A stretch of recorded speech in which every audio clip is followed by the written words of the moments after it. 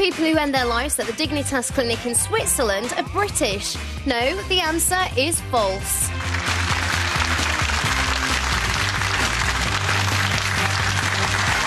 That's right. 1,041 people have ended their lives with the help of Dignitas. That's since 1998. Half were German. The second highest number, though, came from Britain. Now, let's go back to what we were talking about, assisted suicide. And I want to, first of all, go back to John Wiles from Kerendine.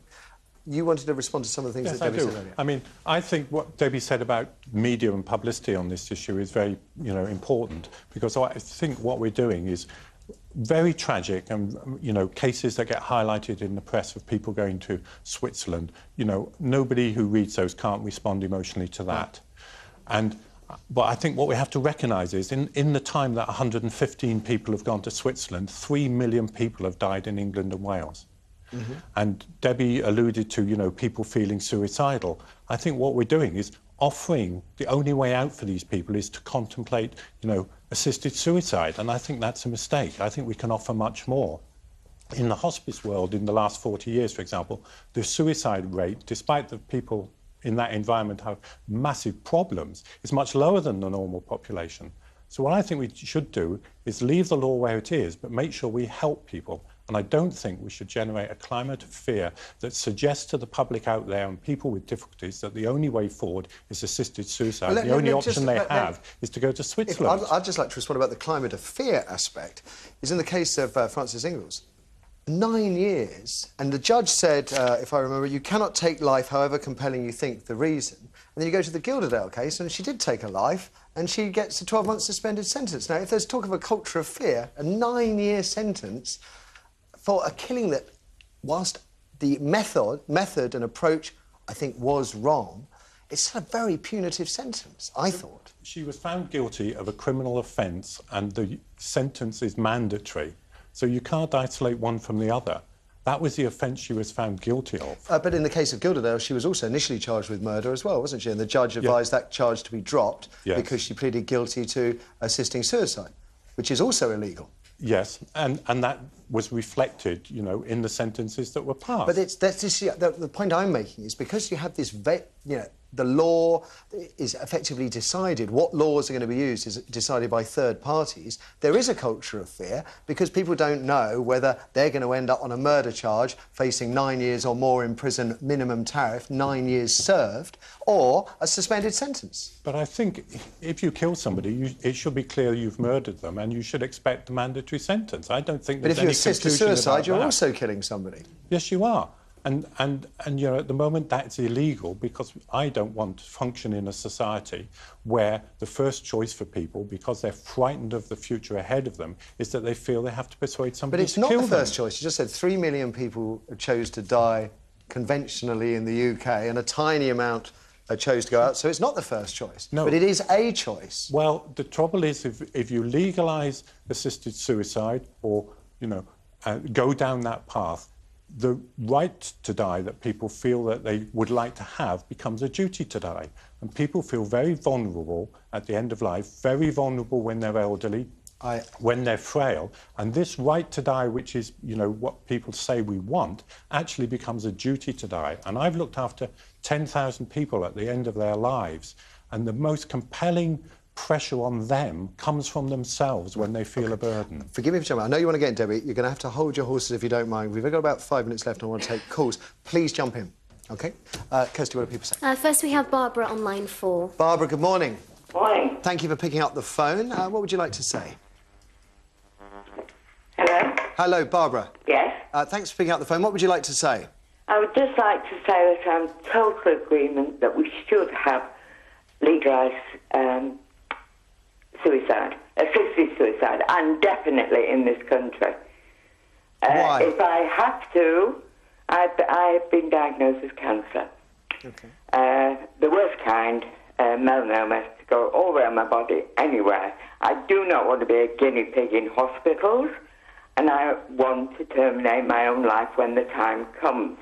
I don't want to involve my family. If possible, I will go on my own. I shouldn't have to do that. If I was a dog, you would euthanize me. But because I'm a human with a brain, my mind is totally sound, This is my choice. I do not wish to suffer. Now, with that. Well, Barbara, I mean, what we're talking about would be at the point whereby you would not be able to commit suicide, that you would require assistance. You said you didn't want to get your son involved, but... No, I don't. I would try not because of the legal implications. Right, OK. But you could foresee a situation where that might actually be the case, that you would need your son to get involved? Not my son. It isn't my son, it's my family. Okay. The rest of my family, husband, daughters. Hopefully, I would be able, if the law is not changed and it's not clear that they would not be in any sort of trouble for coming with me, they are not going to commit the act of actually giving me the injection, are they? All they're doing is getting on a plane. Well, that's where we get back into the problems of the law. In the case of Daniel James, that's exactly what happened. His parents didn't administer any drugs. They went with him on the plane. They begged him not to do it, but they were there for him. And when they came back, I believe, if I'm right, Keir Starmer actually sent a message of condolence to them. You know... It's so wrong. The law is there. The law says it's illegal to assist a suicide, but the CPS... We all know that. Well, somehow, maybe, I don't know. It's easy to say, but... it's true. To say it has been so wrong in many instances. Yes, but law is... very wrong. Barbara, law is... It is a personal choice. Look, Barbara, I would never apologise for lawyers. They don't need my apology. They make me apologise often enough, but I won't apologise for them. But the point being is that law constantly evolves and it has to reflect the way society changes. And I do get the feeling, and I know Debbie and I are at one in this, that there is a growing feeling that we need to have this discussion. And funnily enough, the argument of the dog, you wouldn't do it to a dog, is the one that resonates most with me. Thank you for the call. Let's have another. Next we have Patrick on line 1. Patrick, good morning. Good morning. What would you like to say, sir? Well, I have two concerns on this. Firstly, my father went into hospital. Basically, 10 weeks later, he was dead. He had a very degenerative illness. We weren't aware until the scans that he also had a tumour. He got dementia. And I know when he brought me up, he always sort of said that, you know, if I ever get to that point where I can't, you know, look after myself or whatever, I don't want to be around. We didn't have that choice because by the time we realised it was terminal, he couldn't make a sound decision. Had there been something in place where he could have, you know, whilst his mind was functioning properly, where he could have made that wish clear in law, his 10 weeks of it was hideous suffering. He lost 7 stone from his 14 stone in weight. Patrick, I'd like to bring in John here because this is the scenario that bothers me. Absolutely. You have a desire, and then the illness overtakes you, and you're no longer capable of expressing that desire, and you're trapped. Yes. I mean, I think you're right. If you can't make an informed decision, the law's not going to help you. But what I really feel is that people are just still... These stories always resonate with me because I can't help as a professional feeling that people didn't get the care and support they should have got.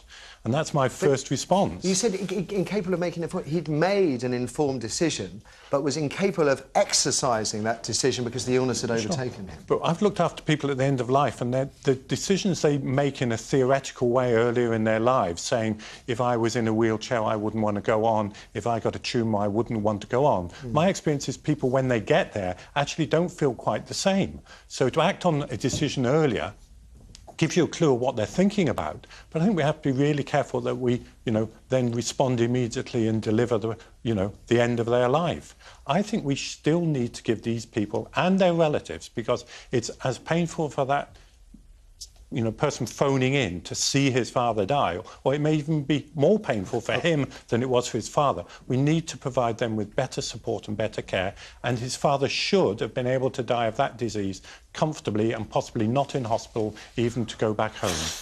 Yeah, I tell you, my dad didn't want to die, but I know you see someone dying, and I don't know if we do have the ability sometimes to actually really measure it. I'm going to give you the last word, Debbie, because we've got to go to the break. Because we don't have the option. People do make decisions before their disease overcomes them, and they might make the decision that they would have chosen to live longer. Also in Oregon, out of 95 people who get the prescription to terminate their lives, 50 of them do not take it and go on to have natural deaths. Having that safety net there is enough for a lot of people.